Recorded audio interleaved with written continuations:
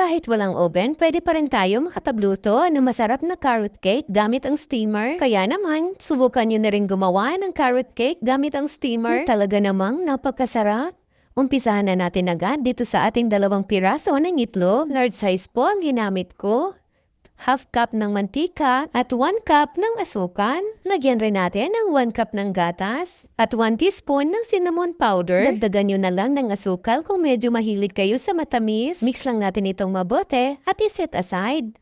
Mag-sip muna tayo ng 2 cups ng all-purpose flour, 1 tablespoon ng baking powder, at half tablespoon ng baking soda. Isip lang natin ito para siguradong walang bubuong harina na mahahalo sa ating mixture. I-mix lang natin itong mabuti hanggang sa wala na tayong makitang harina.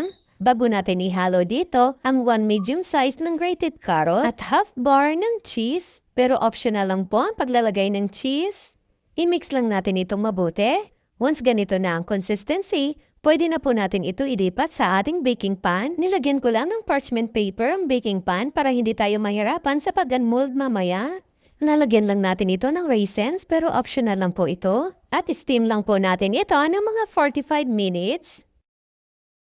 After 45 minutes, ayan na, luto na ang ating carrot cake. O diba, nakapagluto tayo ng masarap na carrot cake gamit lang ang steamer? Huwag po kalimutan mag-follow and share. Maraming salamat hanggang sa susunod mga kakusina!